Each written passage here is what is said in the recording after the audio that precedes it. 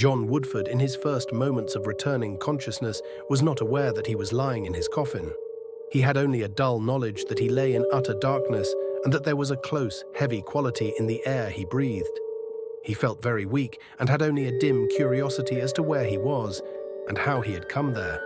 He knew that he was not lying in his bedroom at home, for the darkness there was never so complete as this. Home? That memory brought others to John Woodford's dulled brain, and he recalled his wife now and his son. He remembered too that he had been ill at home, very ill. And that was all that he could remember. What was this place to which he had been brought? Why was the darkness so complete and the silence so unbroken, and why was there no one near him? He was a sick man, and they should have given him better care than this. He lay with a dull irritation at this treatment growing in his mind. Then he became aware that breathing was beginning to hurt his lungs, that the air seemed warm and foul. Why did not someone open a window? His irritation grew to such a point that it spurred his muscles into action. He put out his right hand to reach for a bell or a light button. His hand moved slowly only a few inches to the side and then was stopped by an unyielding barrier. His fingers feebly examined it. It seemed a solid wall of wood or metal faced with smooth satin. It extended all along his right side, and when he weakly moved his other arm, he found a similar wall on that side too. His irritation gave way to mystification. Why in the world had they put him, a sick man, into this narrow place? Why, his shoulders rubbed against the sides on either side. He would soon know the reason for it, he told himself. He raised up to give utterance to a call that would bring those in attendance on him. To his utter amazement, his head bumped against a similar silk-lined wall directly above his face. He raised his arms in the darkness and discovered with growing astonishment that this wall or ceiling extended above him from head to foot, like those on either side. He lay upon a similar silk-padded surface. Why, in the name of all that was holy, had they put him into a silk-lined box like this? Woodford's brain was puzzling this when a minor irritation made itself felt. His collar was hurting him. It was a high, stiff collar, and it was pressing into the flesh of his neck. But this again was mystery, that he should be wearing a stiff collar. Why had they dressed a sick man in formal clothes and put him into this box? Suddenly John Woodford shrieked, and the echoes of his scream reverberated around his ears like hideous demonic laughter. He suddenly knew the answer to it all. He was not a sick man anymore at all. He was a dead man. Or at least they had thought him dead and had put him into this coffin and closed it down. He was buried alive. The fears of his lifetime had come true. His secret, dark forebodings were hideously realized. From earliest childhood, he had feared this very horror, for he had known himself subject to cataleptic sleeps hardly to be distinguished from death. He had had nightmares of premature burial. Even after the proneness to the cataleptic condition seemed to have left him, his fears had clung to him. He had never told his wife or son of his fears, but they had persisted.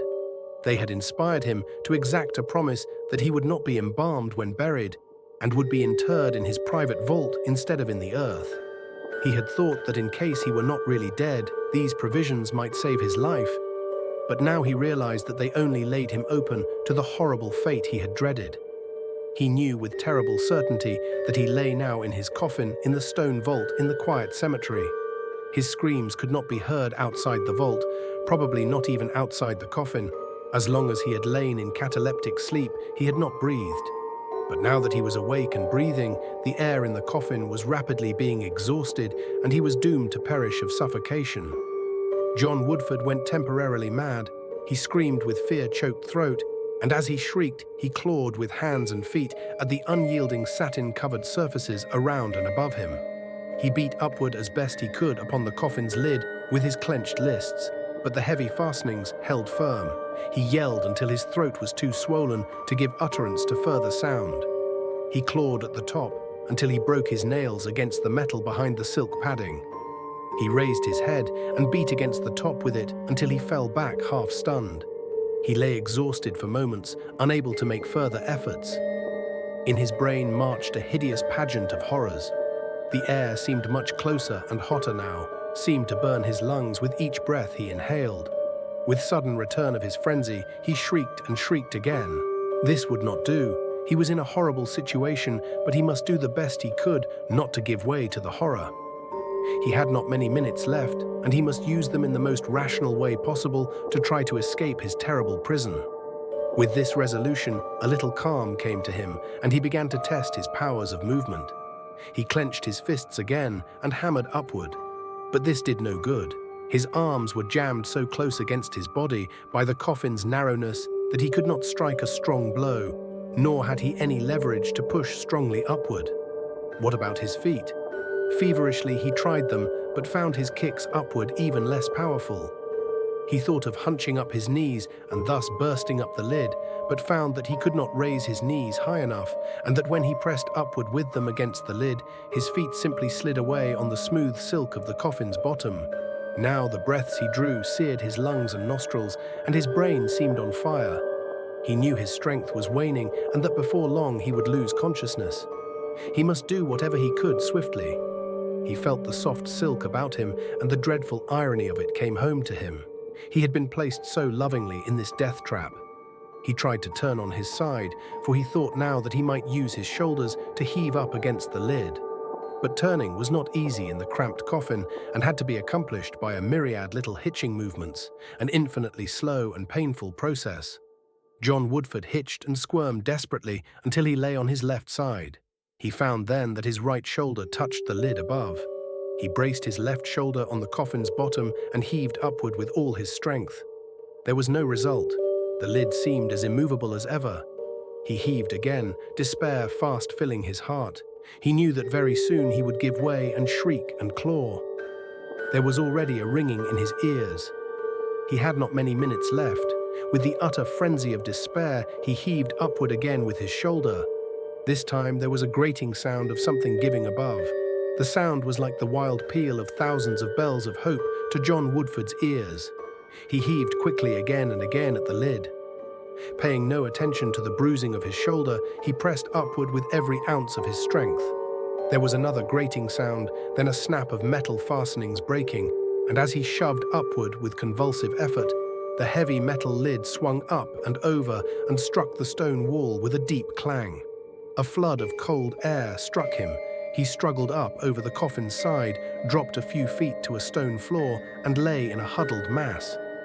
It was minutes before he had mastered himself and summoned enough strength to stand up. He stood inside a little vault that held no coffin but his own. Its interior was in darkness, save for a dim shaft of starlight that came through a tiny window high up in one wall. John Woodford stumbled to the vault's heavy iron doors and fumbled at their lock. He had an uncontrollable horror of this place that had almost been the scene of his perishing. The coffin there on the shelf with its lid leaning against the stone wall seemed gaping for him with its dark, cavernous mouth. He worked frantically at the lock. What if he were not able to escape from the vault? But the heavy lock was easily manipulated on the inside, he found. He managed to turn its tumbler and shoot its bar, and then the heavy iron doors swung open. John Woodford stepped eagerly out into the night.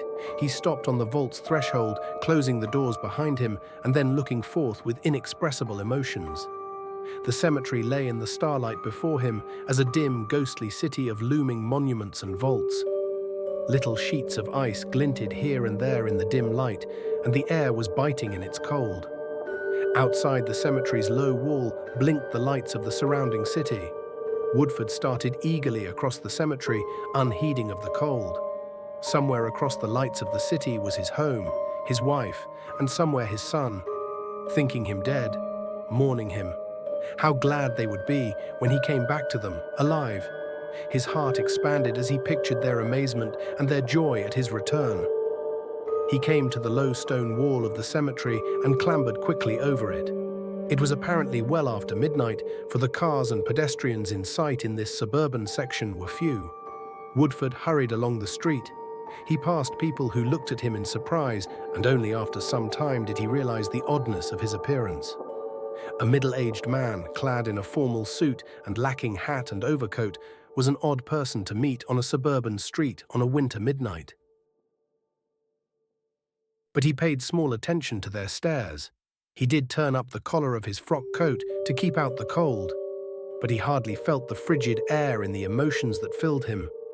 He wanted to get home, to get back to Helen, to witness her stupefaction and dawning joy when she saw him returned from the dead living. A streetcar came clanging along, and John Woodford stepped quickly out to board it, but almost as quickly stepped back. He had mechanically thrust his hand into his pocket and found it quite empty. That was to be expected, of course. They didn't put money in a dead man's clothes. No matter, he would soon be there on foot. As he reached the section in which his home was located, he glanced in a store window in passing and saw on a tear-sheet calendar a big black date that made him gasp. It was a date 10 days later than the one he last remembered. He had been buried in the vault for more than a week. More than a week in that coffin. It seemed incredible, terrible. But that did not matter now, he told himself. It would only make the joy of his wife and son the greater when they found he was alive. To Woodford himself, it seemed as though he were returning from a journey rather than from the dead. Returned from the dead. As he hastened along the tree-bordered street on which his home was located, he almost laughed aloud as he thought of how amazed some of his friends would be when they met him. They would think him a ghost or a walking corpse, would perhaps shrink in terror from him at first. But that thought brought another. He must not walk in on Helen too abruptly.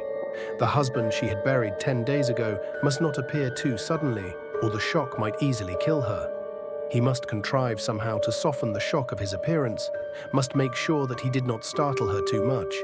With this resolve in mind, when he reached his big house, set well back from the street, Woodford turned aside through the grounds instead of approaching the front entrance. He saw windows lighted in the library of the house, and he went toward them. He would see who was there, would try to break the news of his return gently to Helen. He silently climbed onto the terrace outside the library windows and approached the tall easements. He peered in. Through the silken curtains inside, he could clearly see the room's soft-lit interior, cozy with the shelves of his books and with the lamps and fireplace. Helen, his wife, sat on a sofa with her back partly toward the window.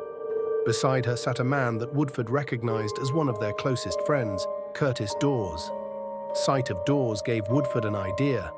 He would get Dawes outside in some way and have him break the news of his return to Helen. His heart was pounding at sight of his wife. Then Curtis Dawes spoke, his words dimly audible to Woodford outside the window. "Happy, Helen?" he was asking. "So happy, dear," she answered, turning toward him. Out in the darkness, Woodford stared in perplexed wonder. How could she be happy when she thought her husband dead and buried? He heard Curtis Dawes speaking again. "It was a long time," the man was saying, "those years that I waited, Helen." She laid her hand tenderly on his. "I know, and you never said a word. I respected so your loyalty to John." She looked into the fire musingly. "John was a good husband, Kurt. He really loved me, and I never let him guess that I didn't love him, that it was you, his friend, I loved. But when he died, I couldn't feel grief. I felt regret for his sake, of course, but underneath it was the consciousness that at last you and I were free to love each other." Dawes's arm went tenderly around her shoulder. "Darling, you don't regret that I talked you into marrying me right away. You don't care that people may be talking about us? I don't care for anything but you," she told him. "John was dead. Young Jack has his own home and wife, and there was no reason in the world why we should not marry. I'm glad that we did." In the darkness outside the window, a stunned, dazed John Woodford saw her lift an illumined face toward the man's. "I'm proud to be your wife at last, dear, no matter what anyone may say about us," he heard. Woodford drew slowly back from the window. He paused in the darkness under the trees, his mind shaken, torn. So this was his homecoming from the tomb. This was the joy he had anticipated in Helen when he returned. It couldn't be the truth. His ears had deceived him. Helen could not be the wife of Curtis Dawes. Yet part of his mind told him remorselessly that it was true. He had always sensed that Helen's feeling for him was not as strong as his for her, but that she had loved Dawes he had never dreamed. Yet now he remembered Dawes's frequent visits, the odd silences between him and Helen. He remembered 1,000 trifles that spoke of the love which these two had cherished for each other. What was he, John Woodford, to do? Walk in upon them and tell them that they had been premature in counting him dead, that he had come back to claim his position in life and his wife again? He couldn't do it. If Helen during those years had wavered in the least in her loyalty to him, he would have had less compunction. But in the face of those years of silent, uncomplaining life with him, he couldn't now reappear to her and blast her newfound happiness and blacken her name. Woodford laughed a little bitterly. He was then to be an Enoch Arden from the tomb. A strange role, surely, yet it was the only one open to him. What was he to do? He couldn't let Helen know now that he was alive, couldn't return to the home that had been his. Yet he must go somewhere. Where? With a sudden leap of the heart, he thought of Lack, his son. He could at least go to Jack. Let his son know that he was living. Jack at least would be overjoyed to see him and would keep the fact of his return secret from his mother. John Woodford, with that thought rekindling a little his numbed feelings, started back through the trees toward the street. Where he had approached the house but minutes before with eager steps, he stole away now, like a thief fearful of being observed. He reached the street and started across the blocks toward the cottage of his son. Few were abroad, for the cold seemed increasing, and it was well past midnight. Woodford mechanically rubbed his stiffened hands as he hurried along. He came to his son's neat little white cottage and felt relief as he saw lights from its lower windows also. He had feared that no one would be up. He crossed the frozen lawn to the lighted windows, intent on seeing if Jack were there and if he were alone. He peered in, as he had done at his own home. Jack was sitting at a little desk, and his young wife was perched on the arm of his chair and was listening as he explained something to her from a sheet of writing on the desk. John Woodford, pressing his face against the cold window pane, could hear Jack's words. "You see, Dorothy, we can just make it by adding our savings to Dad's insurance money," Lack was saying. "Oh, Jack," cried Dorothy happily, "and it's what you've wanted so long, a little business of your own." Jack nodded. "It won't be very big to start with, but I'll make it grow, all right. This is the chance I've been hoping for, and I'm sure going to make the most of it." "Of course," he said, his face sobering a little. "It's too bad about Dad going like that. But seeing that he did die, the insurance money solves our problems of getting started. Now you take the overhead," he said, and began unreeling a string of figures to the intent Dorothy. John Woodford drew slowly back from the window. He felt more dazed and bewildered than ever. He had forgotten the insurance he had carried, which he had intended to give Jack his start. But of course he saw now it had been paid over when he was believed dead. He was not dead, but living. Yet if he let Jack know that, it meant the end of his son's long-desired opportunity. Jack would have to return the insurance money to the company, wrecking his dreamed-of chance. How could he let him know then? He, John Woodford, had already decided that he must remain dead to his wife, and therefore to the world. He might as well remain so to his son also. It was for the best. John Woodford melted away from the cottage into the darkness. When he reached the street, he stood in indecision. A freezing wind had begun to blow, and he felt very cold without an overcoat. Mechanically, he turned his coat collar closer around his neck. He tried to think what he must do. Neither Helen nor Jack must know that he was living, and that meant that no one in the city must know. He must get out of the town to some other place, take up life under some other name. But he would need help, money, to do that. Where was he to get them? Barred as he was from calling on his wife or son, to whom could he come for help without letting his return become generally known? Howard Norse. The name came at once to Woodford's lips. Norse had been his employer, head of the firm where Woodford had held a position for many years. Woodford had been one of his oldest employees. Howard Norse would help him to get a position somewhere else and would keep his reappearance secret. He knew where Norse's residence was, several miles out in the country. But he couldn't walk that far, and he had no taxi or trolley fare. He would have to telephone Norse. Woodford walked back toward the city's central section, head bent against the piercing cold wind. He succeeded in finding an all-night lunchroom whose proprietor allowed him to use the telephone. With cold, stiffened lingers, he dialed Norse's number. Howard Norse's sleepy voice soon came over the wire. "Mr. Norse, this is Woodford, John Woodford," he said quickly. There was an incredulous exclamation from Howard Norse. "You're crazy. John Woodford's been dead and buried for a couple of weeks." "No, I tell you, it's John Woodford," insisted Woodford. "I'm not dead at all. I'm as living as you are. If you'll come into town for me, you'll see for yourself." I'm not likely to drive to town at 2 in the morning to look at a maniac, Norse replied acidly. Whatever your game is, you're wasting your time on me. But you've got to help me, Woodford cried. I've got to have money, a chance to get out of the city without anyone knowing. I gave your firm my services for years, and now you've got to give me help. Listen to me, whoever you are, snapped Norse over the wire. I was bothered long enough with John Woodford when he was living. He was so inefficient, we'd have kicked him out long ago if we hadn't been sorry for him. But now that he's dead, you needn't think you can bother me in his name. Good night. The receiver clicked in Woodford's unbelieving ear. He stared at the instrument. So that was what they had really thought of him at the firm there, where he had always thought himself one of the most highly valued of employees. But there must be someone upon whom he could call for help. Someone he could convince that John Woodford was still living, someone who would be glad to think that he might be living. What about Willis Gran? Gran had been his closest friend next to Curtis Dawes. He had lent money more than once to Woodford in the past, and certainly should be willing to do so now. Hastily, Woodford called Gran's number. This time he was more careful in his approach when he heard the other's voice. Willis, I've got something to tell you that may sound incredible, but you've got to believe. Do you hear? He said. Who is this and what in the world are you talking about? Demanded Gran's startled voice. Willis, this is John Woodford. Do you hear, John Woodford? Everyone thinks I'm dead, but I'm not, and I've got to see you. What? Cried the other's voice over the telephone. Why, you must be drunk. I saw Woodford lying in his coffin myself, so I know he's dead. I tell you, it's not so. I'm not dead. Woodford almost screamed. I've got to get some money, though, to get away from here, and you must lend it to me. You always lent it to me before, and I need it now worse than ever I did.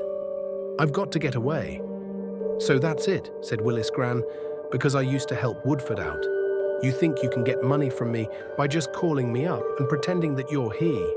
Why, Woodford himself was the biggest pest in the world with his constant borrowings. I felt almost relieved when he died. And now you try to make me believe that he's come back from the dead to pester me again. But he never died. I'm John Woodford, really, Woodford protested vainly. Sorry, old top, returned Gran's mocking voice. Next time pick a living person to impersonate, not a dead one. He hung up. John Woodford slowly replaced the receiver and made his way out to the street. The wind was blowing harder and now was bringing with it clouds of fine snow that stung against his face like sand. He shivered as he stumbled along the streets of dark shops, his body freezing as his mind was frozen. There was no one from whom he could get help, he saw. His paramount necessity was still to get out of the city, and to do that he must rely on himself. The icy blasts of the snow-laden wind penetrated through his thin coat. His hands were shaking with the cold. A sign caught Woodford's eye, the illuminated beacon of a relief lodging house. At once he made his way toward it. He could at least sleep there tonight, get started from the city in the morning. The shabby men dozing inside in chairs looked queerly at him as he entered. So did the young clerk to whom he made his way. I'd like to stay here tonight, he said to the clerk. The clerk stared. Are you trying to kid me? Woodford shook his head. No, I'm penniless and it's cold outside. I've got to stay somewhere. The clerk smiled disdainfully. Listen, fellow, no one with duds like yours is that hard up. Scram before I call a cop. Woodford looked down at his clothes, his frock coat and stiff white shirt and gleaming patent leather shoes, and understood. He said desperately to the clerk, but these clothes don't mean anything. I tell you, I haven't a penny. Will you beat it before I have you thrown out of here? The clerk demanded. Woodford backed toward the door. He went outside again into the cold. The wind had increased and more snow was falling. The front of Woodford's coat was soon covered with it as he pushed along. It came to him as a queer joke that the splendor of his funeral clothes should keep him from getting help now. He couldn't even beg a passerby for a dime. Who would give to a panhandler in formal clothes? Woodford felt his body quivering and his teeth chattering from sheer cold. If he could only get out of the blast of the icy wind. His eyes sought desperately along the street for a hallway where he might shelter himself. He found a deep doorway and crouched down inside it, out of the wind and driving snow.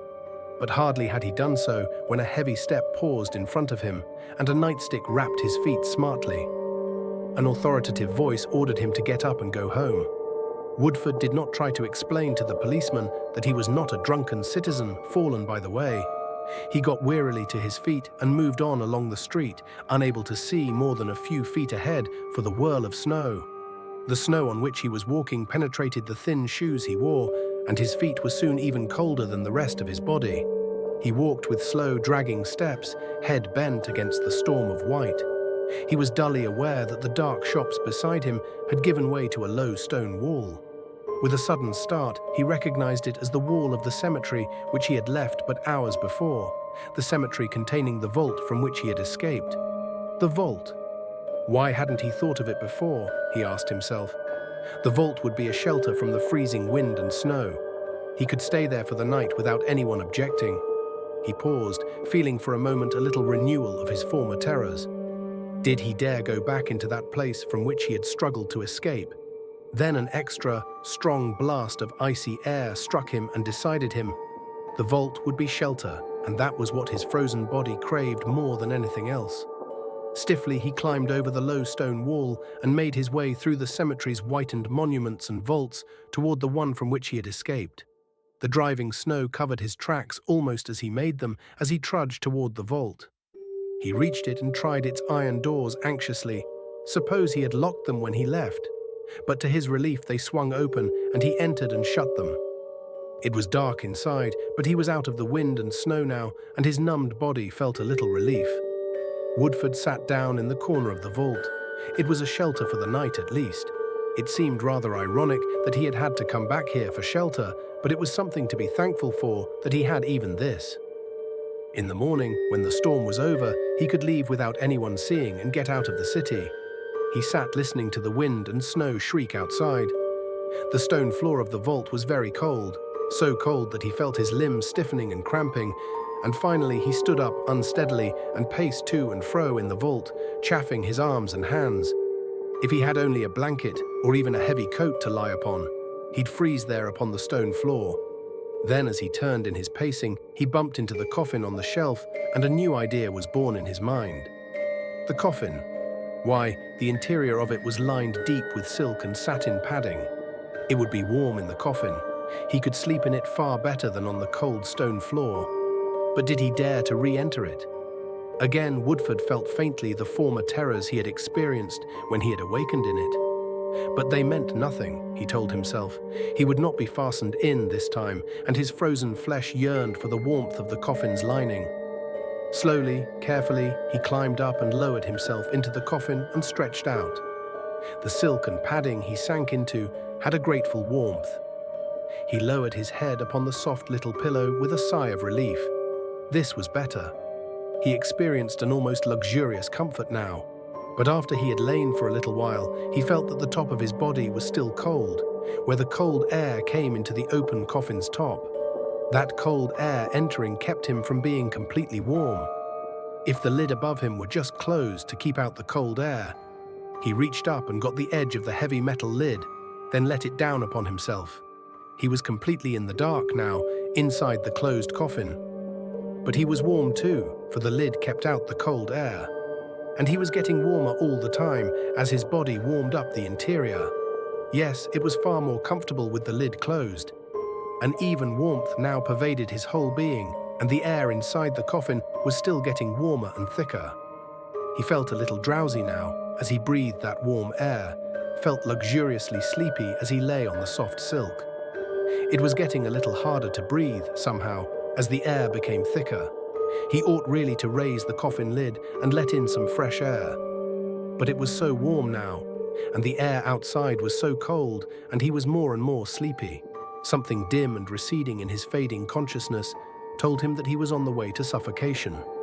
But what if he was his sleepy thought. He was better off in here than back in the world outside. He had been a fool ever to fight so hard before, to get out of his warm, comfortable coffin, to get back to that outside world. No, it was better like this, the darkness and the warmth and the sleep that advanced. Nobody would ever know that he had awakened at all, that he had been away from here at all. Everything would be just as before, and with that comforting assurance, John Woodford was swept farther and farther down the dark stream of unconsciousness, from which this time there would be no returning.